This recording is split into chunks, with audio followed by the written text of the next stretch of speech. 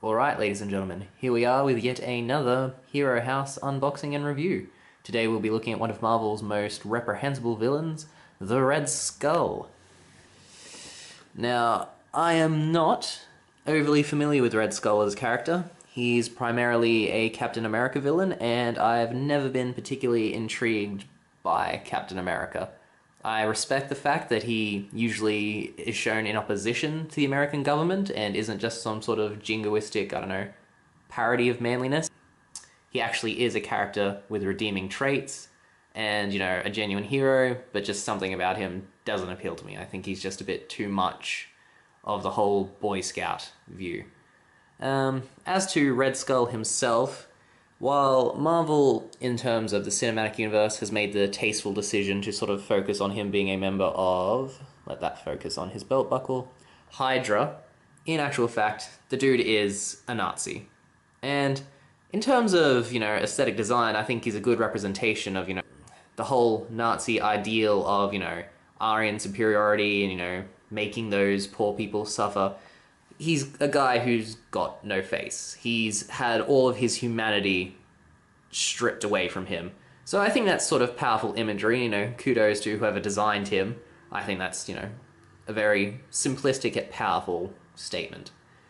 Now, as to the figure itself, he's from the first 10 years range of Marvel Legends. So this is basically celebrating a decade of the Marvel Cinematic Universe. Now, Red Skull obviously was the villain in the first Captain America movie, which I think is probably my least favorite Phase 1 Marvel movie. It set up a lot of the universe, but in terms of, you know, it doesn't have any memorable action sequences, none of the humor really stands out to me, but Hugo Weaving, as Hugo Weaving always does, absolutely killed it as Red Skull and made him come across as an extremely menacing figure. So it's a shame he's not going to be reprising that role at any stage.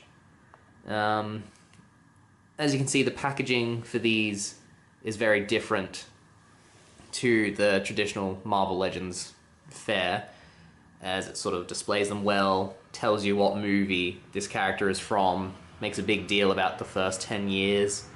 But, you know, you've got some nice artwork all along it, which is pleasant. You flip it around to the back, and the cool artwork continues.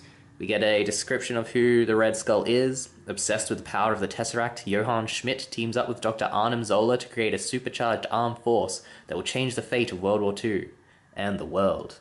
And we get that in multiple languages, but I am not going to try to read those.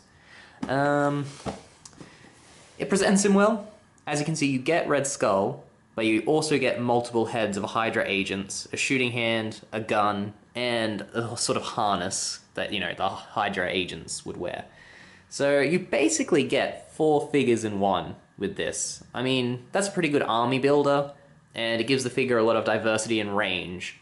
So that's a strong, I'm going to say 5 out of 5 for accessories there, and I'm going to give it 5 out of 5 for packaging, because I can already tell this is collector friendly, and, you know, it's going to be easy to open and to get everything out, and everything's secure, and it's all displayed quite well. So they're knocking it out of the park from the get-go, at least in terms of initial impressions.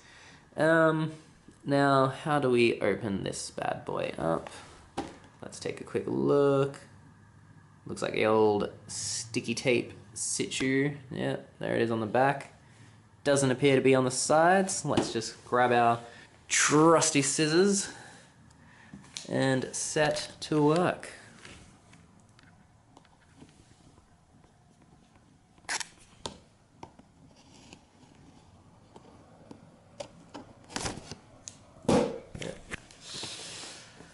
I'd apologize to Red Skull for dropping him, but again, he's a Nazi, so fuck him.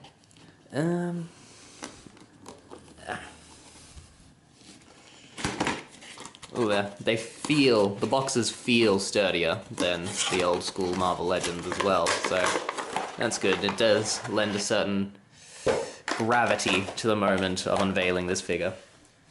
You can see that was fairly painless because I was able to do it one-handed while still holding the camera.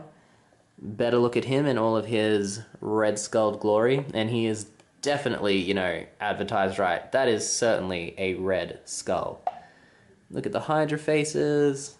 You know, there's not that much variety between those two, apart from, you know, the straps and maybe the different eye color, but that guy's pretty cool. Like, I don't know, if I was going to have a Hydra agent, he seems like he'd be the most competent. I don't even know why. And shooting hand, little harness, pew pew gun.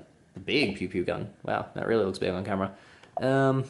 Some people take issue with this Red Skull figure because the costume isn't entirely movie accurate. He sort of had more of a, you know, trench coat dealie for most of the film, which admittedly is a cooler look. But it doesn't bother me particularly because this way we get, you know, the 3 extra figures.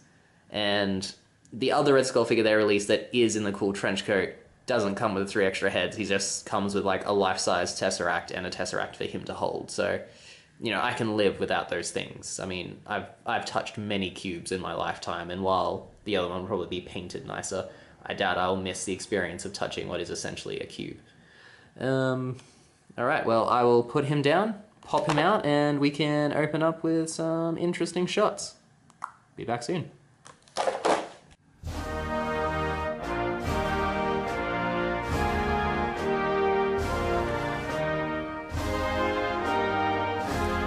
Alright, ladies and gentlemen, and we are back. I've unpacked him, I've had a bit of a play around with all of his accessories, including his extra heads, who I've named Heinz, Baked, and Beans. And they all fit fantastically. They all look fantastic when they're on, particularly when you strap on the harness and give them the gun as well. You'll see that in the picture section at the end of this video. Not too much more to say, really, other than that he does have some fantastic articulation. The little skirt is made of a softer plastic, maybe even vinyl, so it really doesn't impede his movement much at all. He can't do a full splits, but, you know, I don't see any situation where you'd want or need the Red Skull doing the splits. The likeness, I think, is quite good. It's a nice outfit, even if he never wore it in the movie. I think this figure was mainly built so you could have the vast Hydra hordes that he allows you to have, and I think that's a good move. I mean, you couldn't release a Hydra pack on its own. I mean, that wouldn't sell. So just making a good Red Skull face sculpt, sticking it on the body, and then giving us the Hydra soldiers as well, for a relatively decent price. I mean, this one's like £28. The one with the Tesseract, which again is just him and the Tesseract, is about £60, and sometimes more so, which I think is asking way too much. And I think he is truly the lesser of two evils in this situation, and that's not even a justifiable claim because there's not much evil about this figure. Great articulation, solid packaging, solid likeness, comes with a host of accessories. I mean, 4 figures in one for £30 or less is just fantastic. So I'm going to say he is a solid 5 out of 5. I had a blast taking the photos with this guy, and I can just see him being a good time. So yeah, 5 out of 5. Well done, Marvel Legends. Solid entry into your 10-year anniversary wave. Let's swing over to the pictures now, and you can see how much fun I had.